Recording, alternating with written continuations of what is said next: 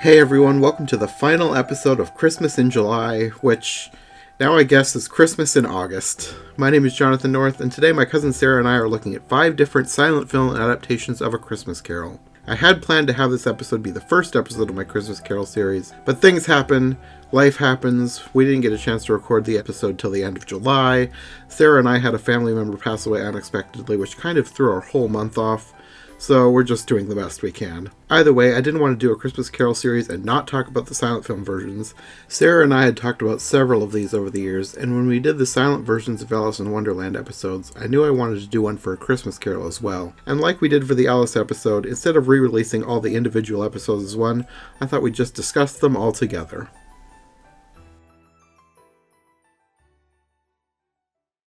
I guess, of course, we should start with the 1901 version, the very first one. Very short film. They're all short, but this one was the shortest. Apparently, it was 6 minutes and 20 seconds, but all that remain, I guess, are 3 minutes and 26 seconds. So I don't know what is missing.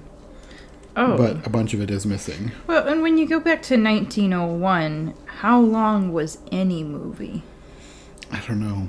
As far as I know, most movies around that time were pretty short. I don't think they had, like, hour-long films. Because the Alice from maybe 1903 was short as well. Mm-hmm. It was nice, but it was short.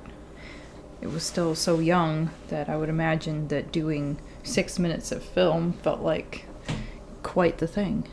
Yeah. Probably. So there wasn't a lot of description with this one. Scrooge looked like he might be a little young, but whatever. There were times that I thought that about other Scrooges that we've seen too. And with not a lot of description, I read that the filmmakers were counting on audiences being familiar with the story. Like, we've discussed this about other ones. Like, okay, we can tell that they were probably making for people already in the story. This one specifically said they were counting on people being familiar with the story to reduce the need for a lot of intertitles. And this is at a time when this is already a relatively old book. Mm-hmm. But such is the power of Dickens, I guess. So, but then the thing is, okay, what are we missing? Because I think there was one ghost. Well, the title of this one was Scrooge or Marley's Ghost, so I think it was only Marley through the whole thing. Which isn't the only one that does that. There's no boyhood here. They skip straight to him being a young lover and having regret. Mm-hmm. And this is something that happens with a lot of these older ones, but all of the visions are basically just projected on a wall behind him. Like, they even have, in this one specifically, he draws this big black curtain closed, and that becomes the place where the visions happen. Thank you for catching that. I didn't know how they did it. I just know that this is a repeated effect through these old films of having this hazy overlay thing. I think it probably wasn't like projecting like we think of now, but like they were sort of mixing two scenes they shot different times and then not exactly cut out, but I don't know exactly how they did it for that specific effect. Either way, it seems to be common back then. There was one that looked specifically cut out though, when the door knocker looked like it had been cut out and placed over top of the door knocker, his face. So you're catching this stuff. That's good. It stuck out to me because it was like very clearly, like there was no hazy outline. It was just like it looked like a circle cut out over the top. Whereas with these, it was like hazy, like ghost-like.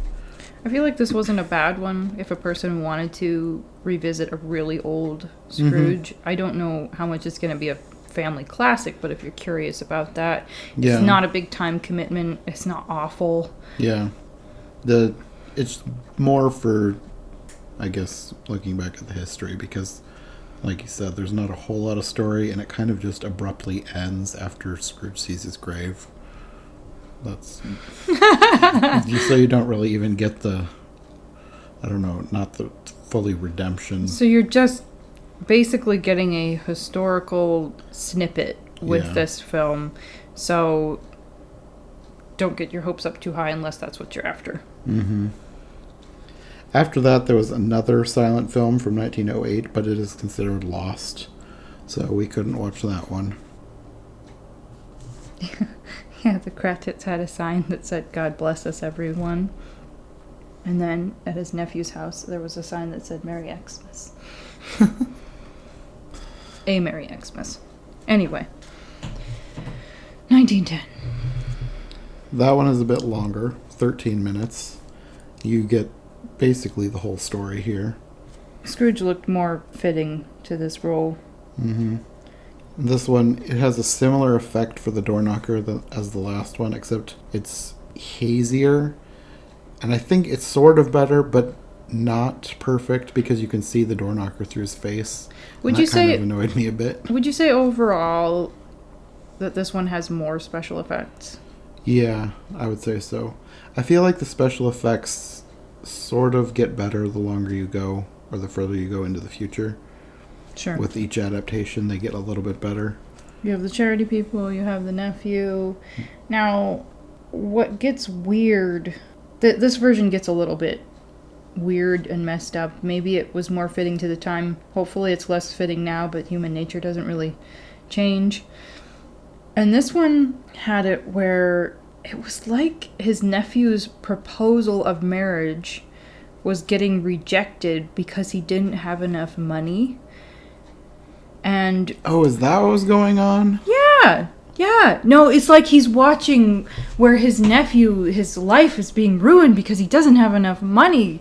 This girl won't marry him. And when he is redeeming himself, he's basically telling his nephew, "Oh, I think that you can marry whoever you want because I'm going to make you my partner," and they're all happy.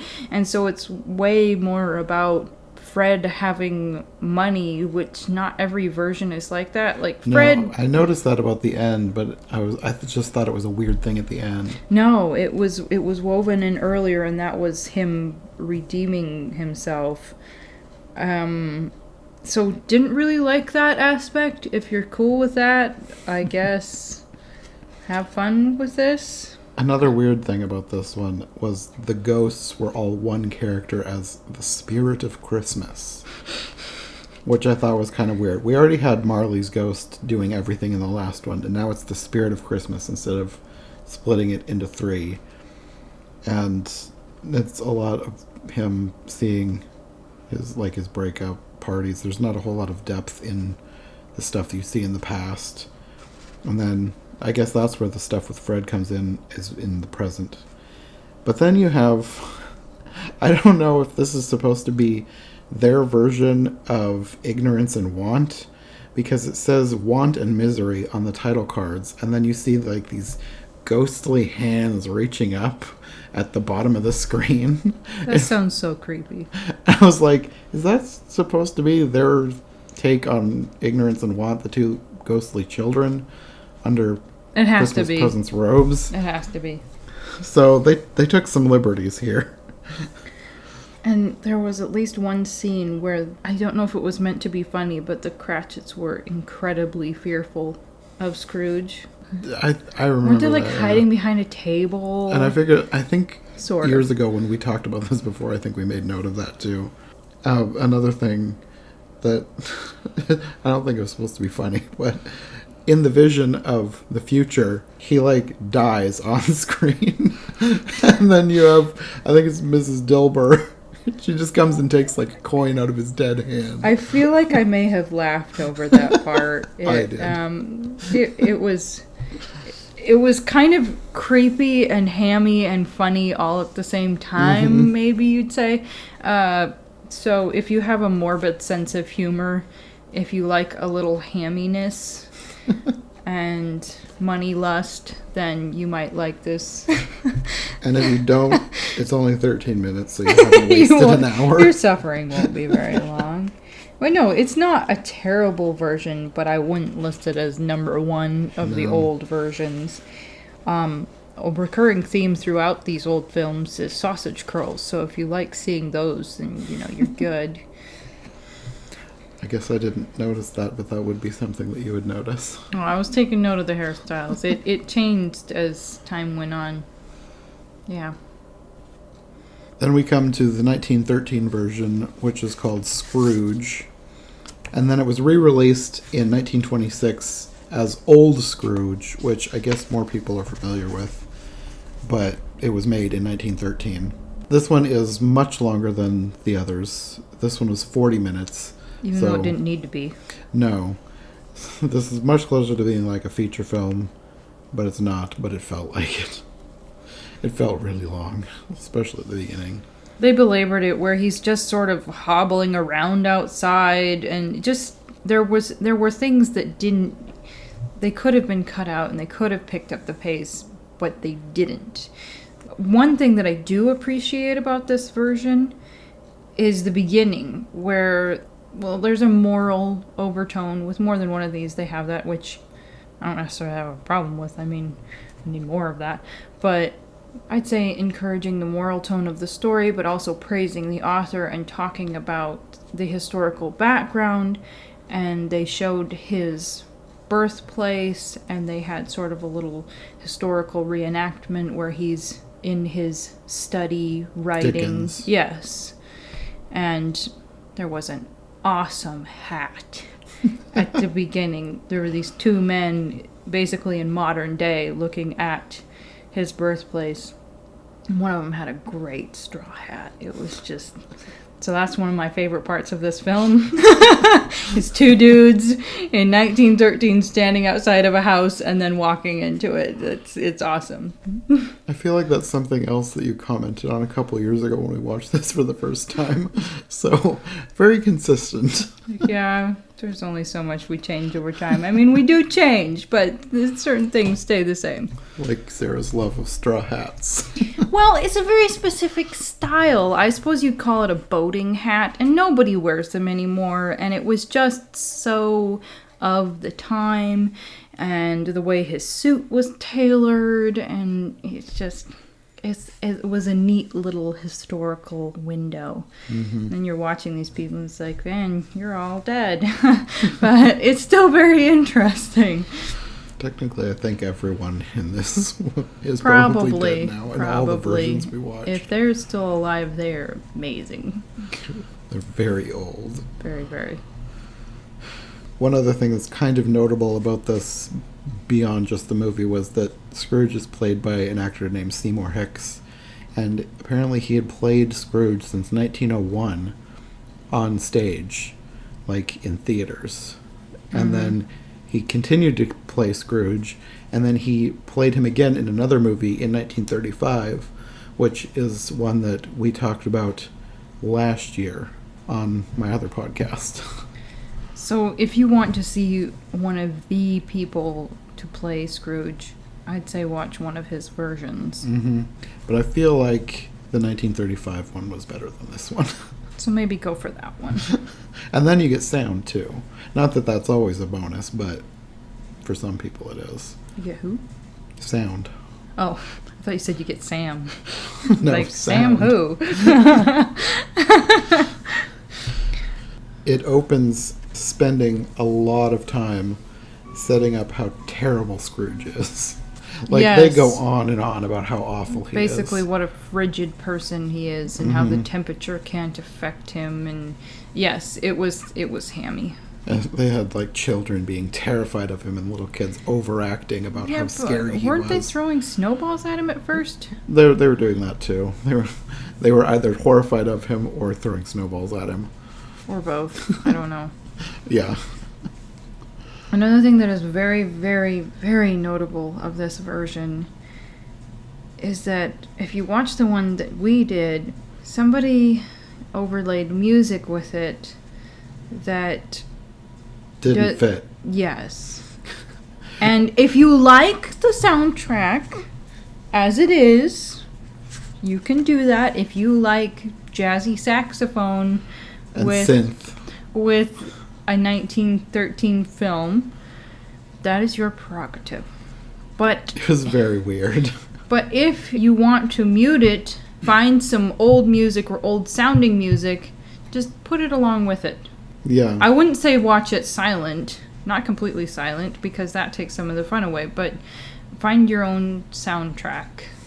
We listened to the soundtrack to Over the Garden Wall while we were watching this. Which also got rather hilarious because things just kept fitting along with the story.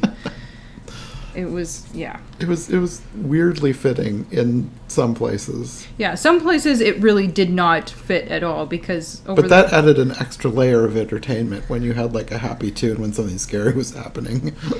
So, to each his own, but that ended up being funny. Some of that actually does sound very old-fashioned and was fitting to the film. And I don't know how many different versions of this are floating around. This one was sent to me by one of our listeners.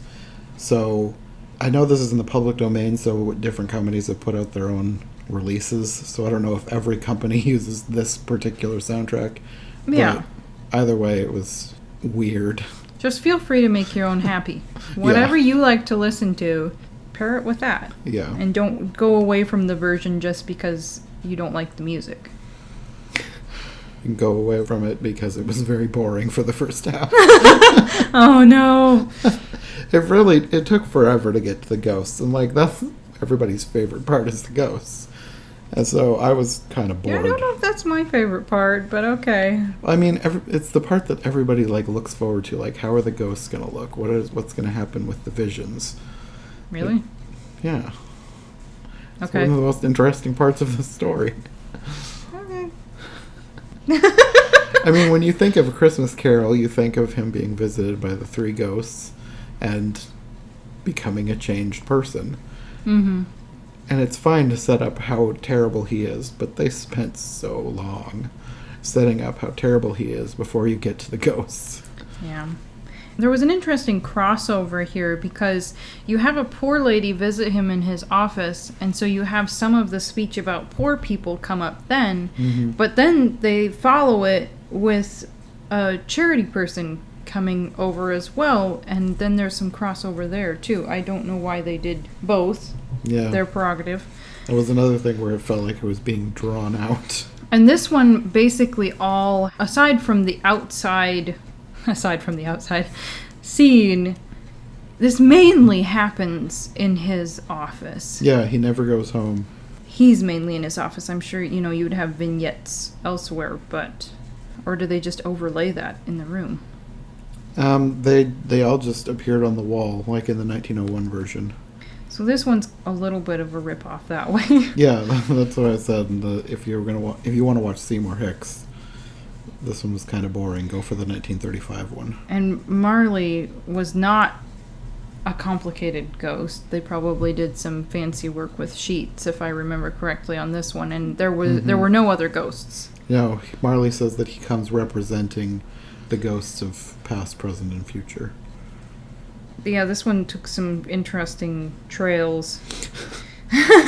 Like Tiny Tim dying on screen. Now, the Cratchit girls, they had nice braids, I noticed. Okay, so you think of, for all the people who are into Anne of Green Gables, the 1980s version, thank you very much, then those type of pigtail braids.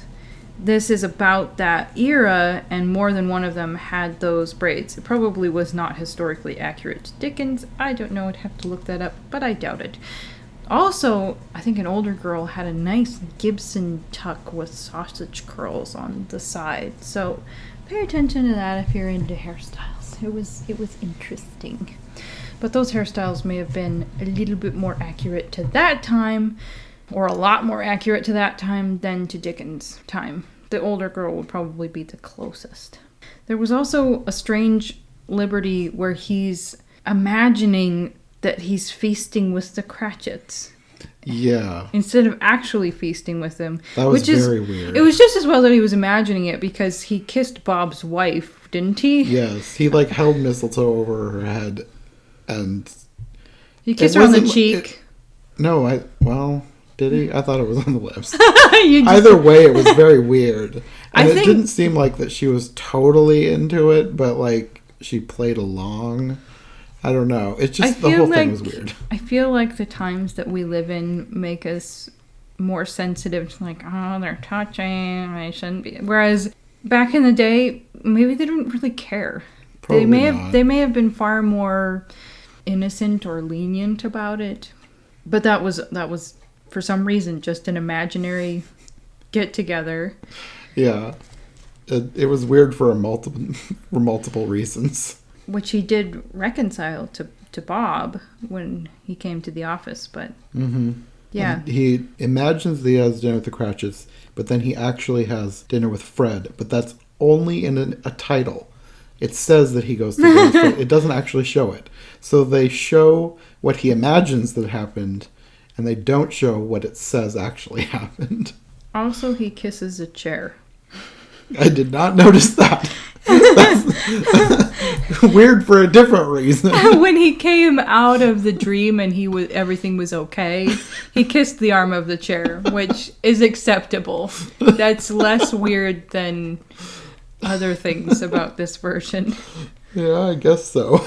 And then when Bob does show up, this is another thing where he's so hammy about his repentance that the way he's touching Bob is just like, if you were my employer, Oh, yeah. like he's like clinging onto his arm and he like, I don't know if he like pats him on the cheek. It's very, like of the times, it's not meant to be anything creepy or weird. It's just meant to show repentance and affection.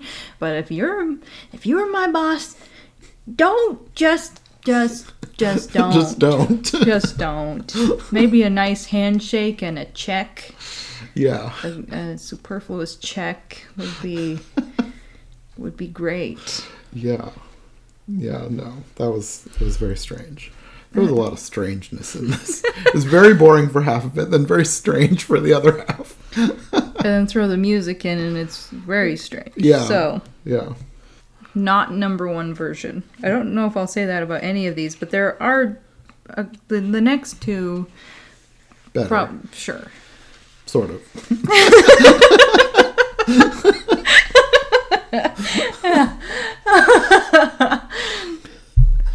The next one is from 1914, and it's either called A Christmas Carol or just Christmas Carol. At the beginning it says Christmas Carol, and then later on, because the titles, when they come up in this one, it's different because it lists the actors when the new character comes on screen, and then it has the title underneath.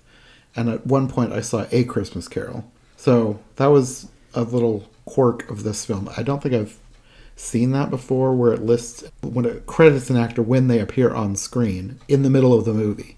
And it just kept happening, like with every ghost, it would pop up a new How title. did I miss that?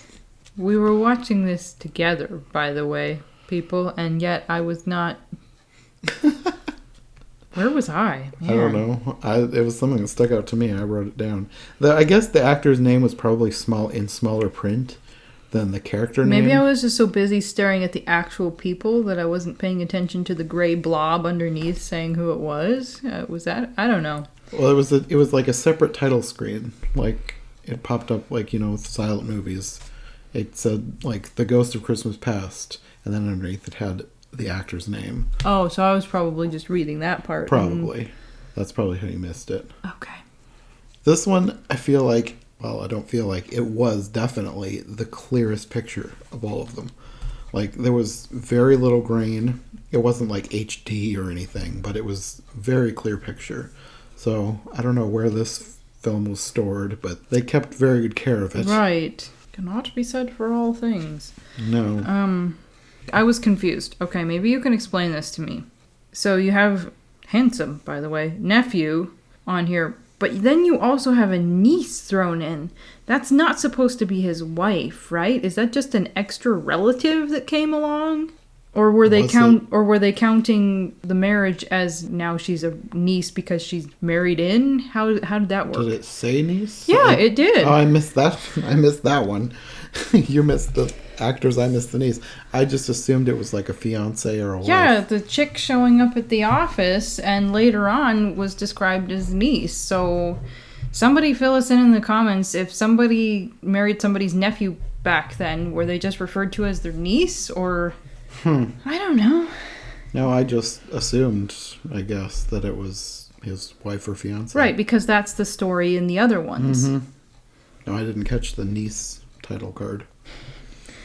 Perhaps the best quote of this film was, "Poor Bob gives his mite." I don't know why that was funny, but we laughed. Because when the charity people showed up, even though Scrooge wouldn't give, Bob did, and they had a little card for it. Another thing that would be of historical interest is that Tiny Tim looks like he could be 3-4 years old, and it follows with the however many decades long trend of little boys having curls. He didn't have the longest curls that he could have, because obviously that got pretty extreme sometimes, but he had curls going on, and he looked like, I don't know, Shirley Temple's brother or something. He was cute, but just know, yes, that is a boy with a leg brace and curls, and that's how it was back then. They grew up and they got their hair cut, but when life started out, you're going to have to look for other indicators to know what gender the child is, like whether they gave them a fake knife or something, you know? I feel like that was a thing. Or maybe it was a real knife. But back then it could have been a real knife. I think there could be certain indicators in the dress of the child to show that, yes, this is a boy, but if you didn't know, first blush, their flowy garments and long curls could totally throw you, and that's just the way it was back then. Tiny Tim had pants on, though, because he was wearing the leg brace. Okay, if you're totally unfamiliar with the times and you think that little girls wore pants back in 1914, just don't think that you're watching a Shirley Temple film. In fact, if you think you're watching a Shirley Temple film, just go take a nap and then come back and watch this. This is turning into a weird ramble. One thing that I thought was interesting, at the time when you see the tiny toddler Tim, it's kind of cutting back and forth between the Cratchits and Scrooge. And Scrooge goes to a restaurant, which is not something that I've seen in any other version except for one of the animated versions that I talked about last Christmas. And I just thought that was interesting that showed up in this version and the animated version. And I don't know why they would even include that, besides that he came in and was like crushing the happy atmosphere. Mm-hmm. That's probably why they included it. Probably. I just thought it was an interesting thing that they added in that you never see in most every other version. He usually goes home and eats gruel. Right. That would be the cheaper thing to do, probably. Yes. And you get a door knocker effect in this one, too. It's an improved version of the 1910 one. Like, this time you can't really see the door knocker through his face. Mm. So, like I said, the special effects are kind of improving as they go. And the Marley effect improved as well. It's better than the last time. And this time you actually get the spirits. You actually see a different spirit for each one. They had an interesting selection of spirits. The first one, Jonathan was especially confused because it's like, is that a man or a woman? It's like, no, I think it's a man with a long wig and a robe. But it looked like a little old lady.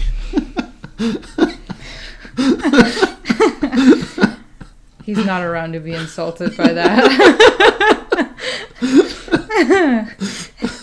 So that happened. This is also the first... Okay, so you have his boyhood. And I wish that I could have actually seen him as a boy from the front. But you just have this little brunette kid crying over the desk. And this is the first time, I think, in the film versions that you actually have Fezziwig. I think so. And you have Fezziwig's party. So that's a nice touch. Yeah, at least to me, one of the notable things about these scenes was that they actually go to these places.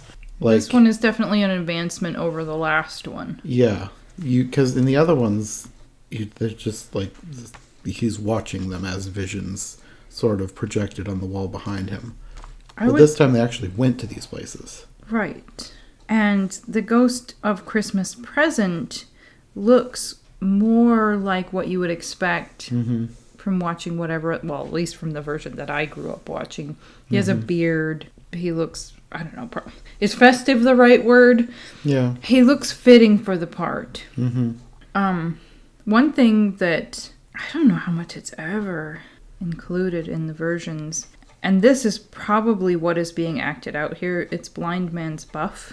And in the actual book, I think it's one of the cutest things that happens, because there is a young man playing it, and it talks about how I think he's kind of hamming it up playing this game and purposefully catching this, I don't know, plump little woman or something, like he's into her. And he's purposefully going after her and, I don't know, being mock scary or whatever. It's a really cute part of the story, and it's really well written. So, never mind the ghost. That's one of my favorite parts of the story. I know it's not the deepest thing that happens, but it was very cute. And they do have them playing a blindfolded game, but I don't know if it's the nephew that's blindfolded or some other dude. And I think he catches a girl and gives her a kiss, and it's nice. At least I think. Hopefully that... If you notice something bad that happened... No, nothing bad happened in that scene. He probably caught his wife or something. Or the niece, who we don't know who that is. Anyway. Yeah. One thing about this, probably wasn't that scene. I think maybe it was in the past still. Either way, in one of the visions that they go on, I thought it was funny because Scrooge is like sadly dancing. That was Fezziwig's party. Okay. Yes. Yeah, it was like really slow, sadly dancing. I thought it was kind of weirdly funny. I don't think it was supposed to be funny, but I found it funny. Not having a great time remembering. They had the Cratchits, too, in present. In this version, wasn't she just kind of plump and jolly and... Yeah. The Cratchits seemed like a fun family in this version, I thought. It was interesting, and one of my main takeaways is that I liked her cabinet that had her china in it. But no, she looks more like a normal, happy person, and yeah. I think the whole family seemed like that. They just seemed like fun. Like you could go hang out with the Cratchits. Yeah, and the other versions didn't seem like that so much. I mean, they didn't seem like bad people. They just were kind of there. This one, Tiny Tim was really cute, and she was merry, and hey, she had a nice cabinet. So I'm trying to think of what the right word is for that type of cabinet, but whatever. Let's just call it a china hutch. But it was, yeah, never mind. It was nice. Then we get to the future, and Sarah thought that the Ghost of Christmas Future looked like a priest. I kind of thought he looked like a monk. Okay, that's probably a better descriptor. Monk? Yeah. Okay. Yeah, he had on these long robes. With scalloped edging. Yeah. Which was kind of an interesting choice. It was a hooded outfit. Mm-hmm. I would say he's one of the least creepy Ghost of the Future people ever. And that is one of the reasons that I would recommend this version. Mm-hmm. Because if you're looking for non-creepiness, I feel like this is one of the highest ranking ones.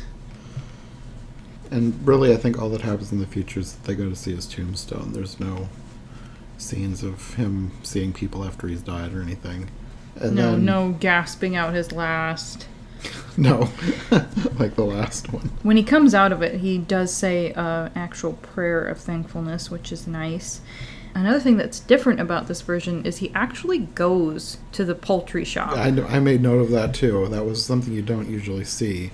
I don't think I've ever seen that in any other version. So if you want to see a bunch of bird carcasses and a guy buying one, this is your version. Yeah. But I like that they included him actually. I mean, I don't know that that's accurate to the book, but I like that they included it. It adds a little more color. They still had the kid that delivered it, even though he didn't send the kid to get the bird, but he still delivered it. But he also told them it was from Scrooge, which I thought was kind of weird, because it's usually like a secret who sent the bird, but he told them it was from Scrooge.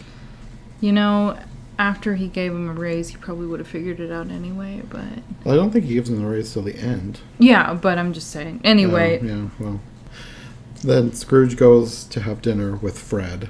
And then the next day he goes in.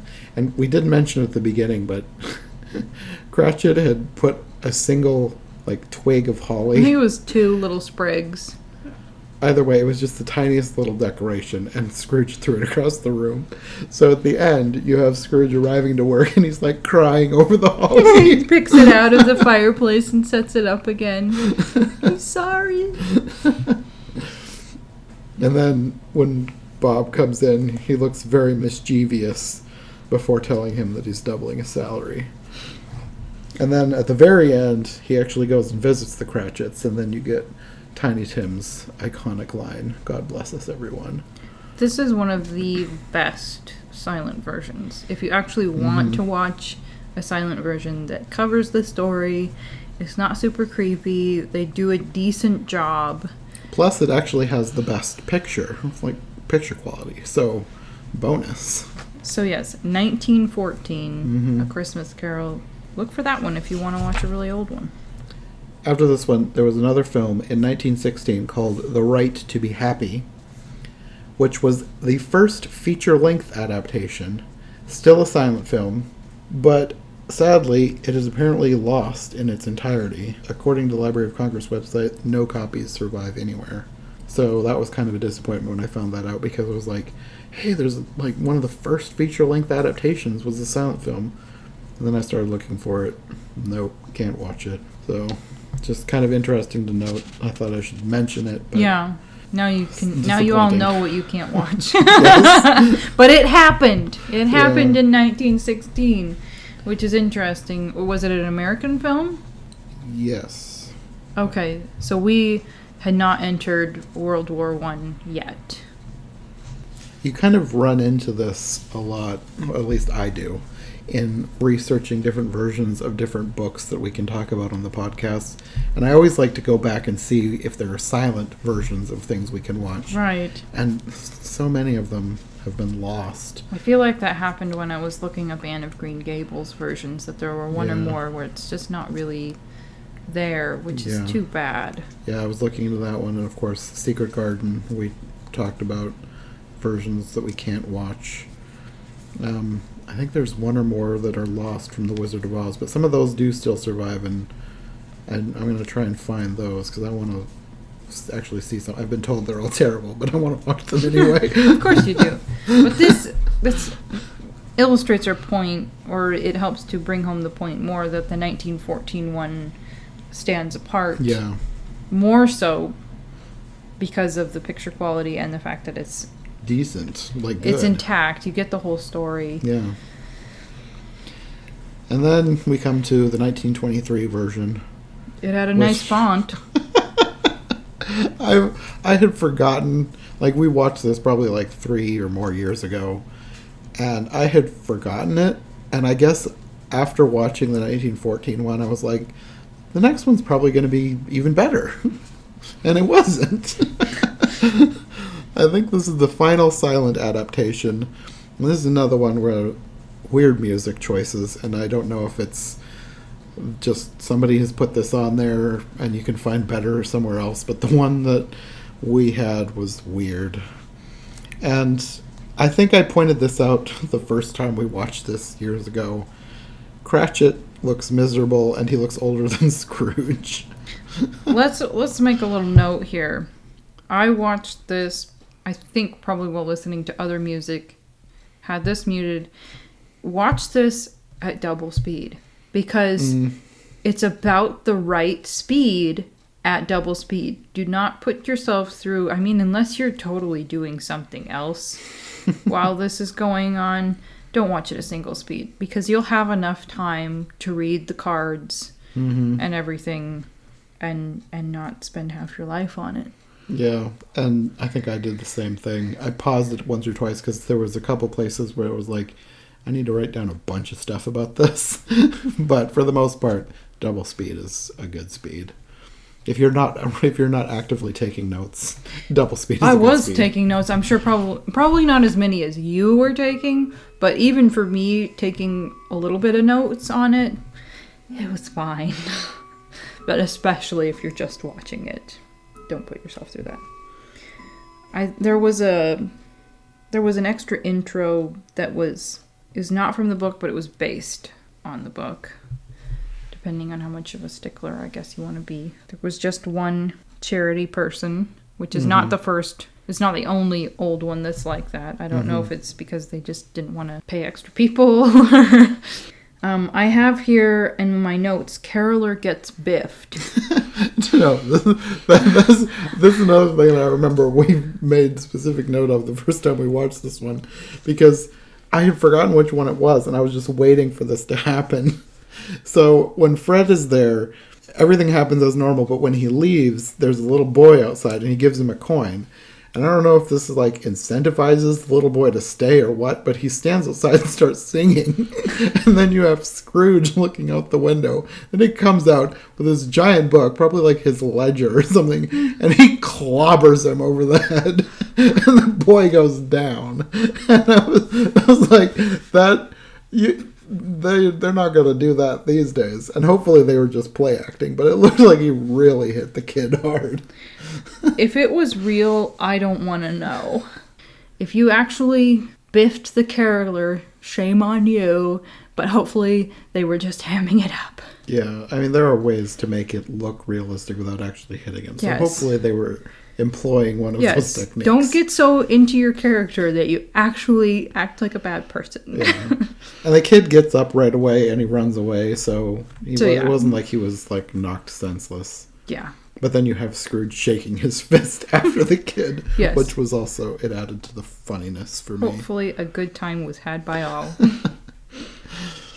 I have a quote here from the movie. Okay. I wonder if it's one that I wrote down. Let's compare notes. That night, in his own room, Scrooge broods over the stupidity of Christmas festivities. No, I forgot to write that one down, but I was going to write that one down. So if you're frustrated with Christmas, here's what you can cross-stitch for the holidays. No, the thing that I wrote down was Mrs. Fred and her sister prepare for Christmas. And I was like, so they don't even bother giving her own name? She's just Mrs. Fred, not Mrs. whatever Fred's last name was. Just Mrs. Fred. Was this a British film or not? Let me check. Because you remember maybe you don't remember.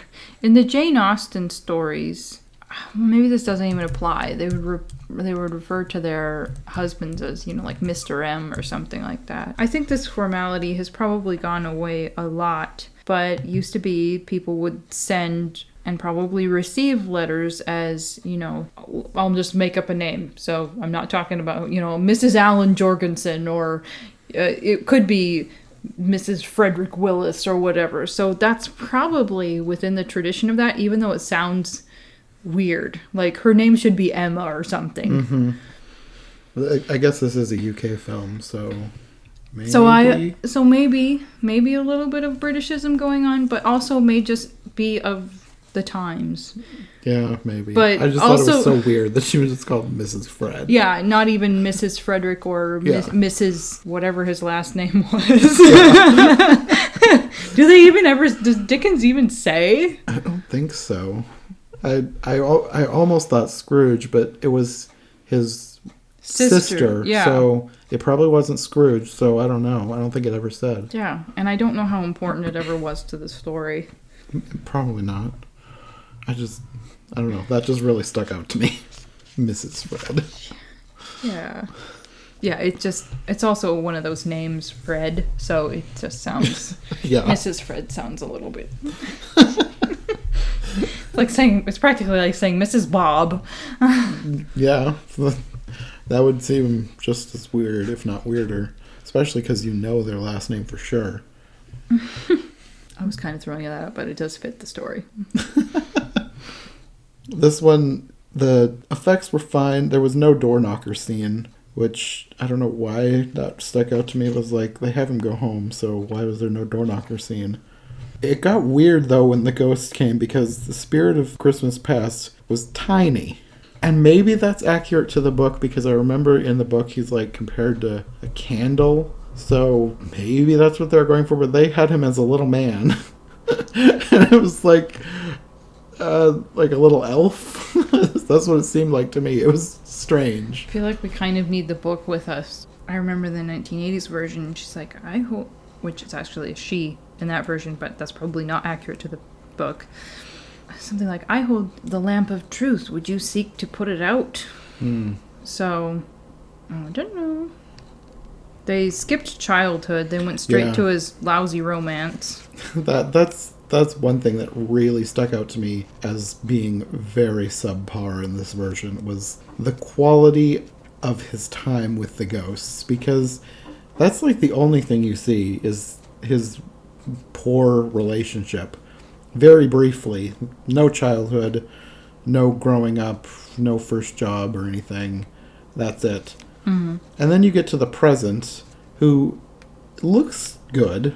Kind of Santa-ish. Yeah, but he doesn't do anything. There's no vision. They don't go anywhere. You don't see Fred or the Cratchits. And it looks like Scrooge is begging him for something. I don't know. Did he just preach at him a little bit, or? He basically says something like, he spends Christmas in the homes of those who love Christmas, and then he lists, like, Fred and the Cratchits. And it looks like Scrooge is begging him. It doesn't have words for him begging him. And then the ghost says, no, you cannot tempt me to remain, for you have no love for your fellow man, only love for yourself. And then he disappears. Basically, I go to nice people. I'm not staying with you, jerk. Yeah, exactly. I was like, how does this help him at all? I'm rejecting you. I hope you feel bad enough to change. Well, he apparently felt bad because he, like, fell to the floor saying, I'm not the man I once was. Please stay with me, Mr. Santa Ghost Person. Please. And then you get Future. What did Sarah think of the Future Ghost? Yeah. Don't show this to your kids. He was probably the creepiest. He had like a burlap sack over his head. Oh, I laughed at how terrible it was. But if that burlap sack dude, okay, maybe an alley isn't a good. If he showed up anywhere in a dimly lit room and was slowly motioning with his hand, like, that would be terrifying. If what real sadistic cult do you belong to, buddy? Now just hold still while I grab my pepper spray. The cult of the faceless potato sack people. The most feared cult. But no, the slow beckoning was the thing with him, and I was like, this reminds me of the 1950 now. So the White Rabbit. Yeah. Just don't, unless you're trying to ham it up, like, don't slowly beckon to anybody. No. It came off as funny in the context of this film to me, but yeah, I don't like you know. said, if there was a real person doing that in the dark. I didn't find it funny. If it was a real person doing that in the daylight. Yeah. If I was randomly out on the cement somewhere and there's a dude with a sack on his head, just coming out of the cornfield. Just hand me a fire hose and then maybe I'll laugh as he struggles on the ground.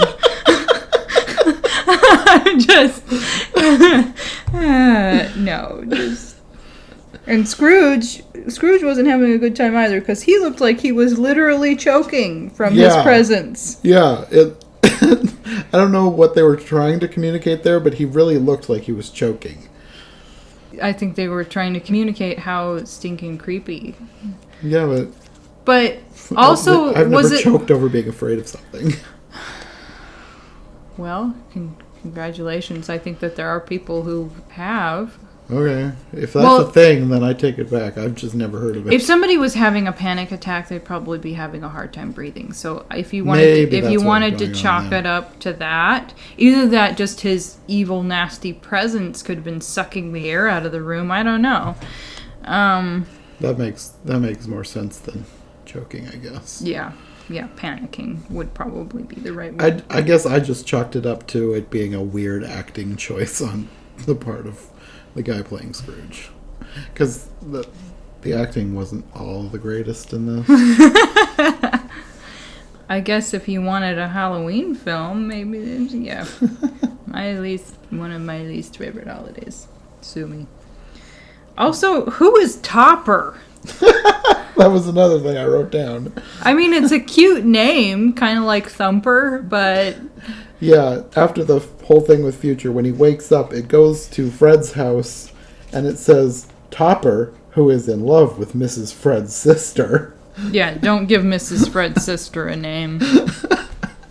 I mean, if Mrs. Fred can't even get her own name, why should you give her sister name? They could have been like Mrs. Fred and her sister Elsie, and then be like, Topper is in love with Elsie, you know? They could have done that. Yeah. Or Miss Elsie, make it nice and proper. Yeah, I don't know. But apparently he's proposing at that point. Is Topper like a British nickname or something? Like, I feel like you could name a small dog or maybe a little tuxedo cat. Name them Topper. That would be cute. Yeah, I don't know. I've never heard the name before. But apparently he's proposing, and you have Fred and Mrs. Fred watching. Mrs. Fred, beckons Fred in. And then... come see. Yeah, then they're all, congratulating them. And Mrs. Fred's sister is acting all shy. Best Christmas ever! And Scrooge eats with them and gives Fred money. Yeah, one thing I don't know if this is something that should seem weird or not. It stuck out to me anyways. They all sit down to eat, except for Mrs. Fred, who it looks like she's saying grace. And I was like, would they have done that? It seems like something that back then they would say, the man has to say grace. But they had her saying grace, and I was like, that just seemed, I don't know, oddly progressive for the time. I don't get that. Most of the time, I mean, in our house, if I'm sitting down with my parents, my dad will say grace. Most of the time. Mm-hmm. So I have... It was Hollywood. I don't know. I don't know. Maybe that was something... Now, you said this was a British film? Yeah. Let us know. Were the British people in Edwardian times, were the women the ones saying grace? But I know, here's another thing, which maybe neither here nor there, but anybody remember the Waltons that's under 35? I don't know. Different members of the family would take turns saying grace. So there's that thing of within families, I think, teaching the children to say their thankfulness for the meal. But why Mrs. Fred was saying the prayer, no clue. I don't know. It just stuck out to me as notable. Yeah. Was this the one where you said it looked like the children were getting covered in asbestos? Yes. I know that's kind of a random thing to just jump to right after the woman saying grace. But No, I thought it was funny. At the very beginning, when the kids are throwing snow, I think this might have been the one. Was it? One of these, it looked like the kids were throwing asbestos. There was probably fake snow involved. No, it was the 1913 one, I think. Okay. Yeah. Well, I'm late on that comment. We didn't watch this one together. We watched the 1913 one together. And yeah, the kids, it looked like the kids were throwing asbestos snowballs. You never know. Asbestos has so many uses. Yeah, who knows? That was a random tangent back to 3 films ago. A little late on that one. Cratchit does get his salary doubled after the meal with Fred. Now, fresh in my mind, I wrote down confusing ending. Why did I write that? Well, it was a little bit different because after the meal with Fred it says that he summons Cratchit to his office, which you don't ever get, because he's like summoning him back on Christmas Day. It's not like it's the next day or anything. Okay. And he summons him back, and then he tells him he's going to double his salary, and then they clink glasses. But he didn't act all that surprised, which I thought was kind of strange. He tells him, and then they clink glasses. The end. There was something specific in there that was confusing me, and I cannot remember what it was unless I watch it again, and I don't know how much it actually matters. The only thing that I found notable after the prayer was when Fred took the lid off the tureen, it looked like there was a little explosion. I have no memory of that. I think it was supposed to be steam, but I was like, that looked like an explosion. Okay, at the end, it ends with what looks like "Whoople hello," and was that supposed to be an exclamation point? I think so, because there's that same letter that looks sort of like an L at the end of world in the previous sentence, and then after hello has the same thing at the end. So I think it's an like a blurby exclamation. It's like a blurby exclamation point. Yeah, there's no dot underneath. That's probably what's throwing you off.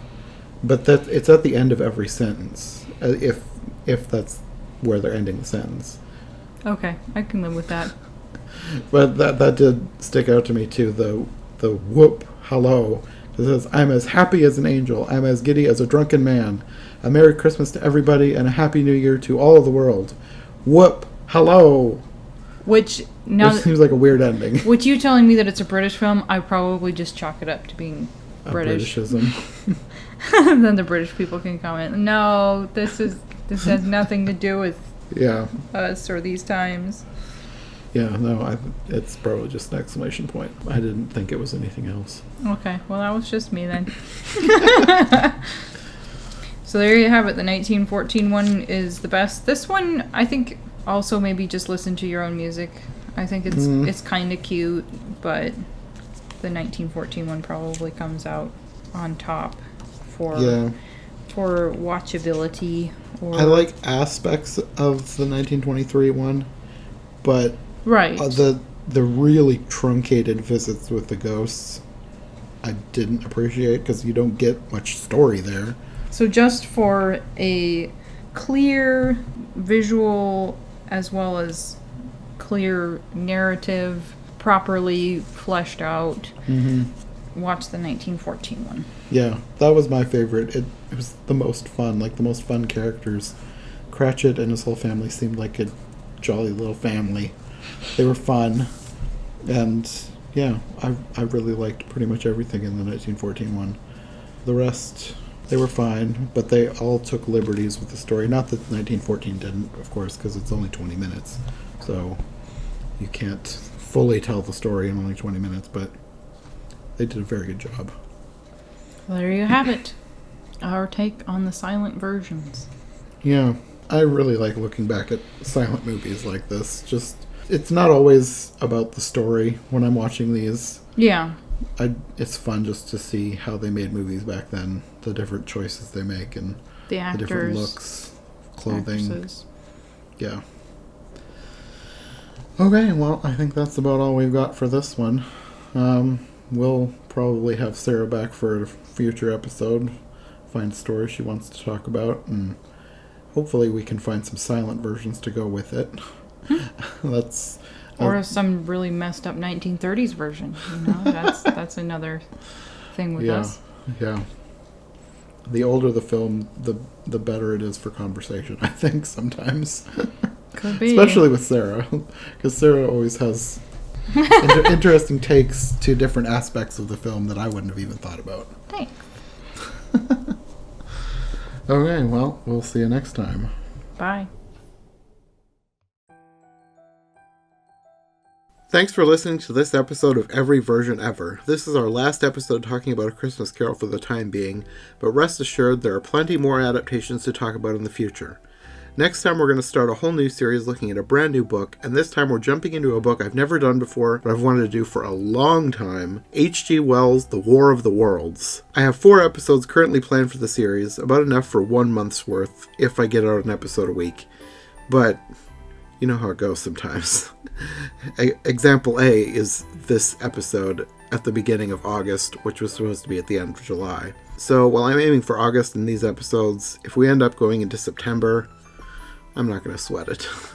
Hopefully you will all understand. And next time on iHeart Movies, I have an episode for you that I'm so excited for. Up until this point, the only person I've had on my podcast in my real life is my cousin Sarah. All of my other guests have been online friends I've met through writing for the Rotoscopers or through the movie community on Twitter. Until now, next time I'll have my first IRL in-person guest who I am not related to. My friend Sam will be joining me for an episode talking about one of her all-time favorite movies, Jaws. And I had never actually seen Jaws until she convinced me to watch it with her a while ago, so I knew I had to do a podcast on it, and I was so excited when she agreed to do it with me. And for those of you wondering, yes, my series covering Disney's Latin American films from the 40s is still coming, but I was too excited about having Sam on my show to wait until September for that episode, so we're doing Jaws first, and after that we'll kick off the series with Saludos Amigos. I'm really excited for all these upcoming projects, so stay tuned, and we'll see you next time for more iHeart Movies and every version ever.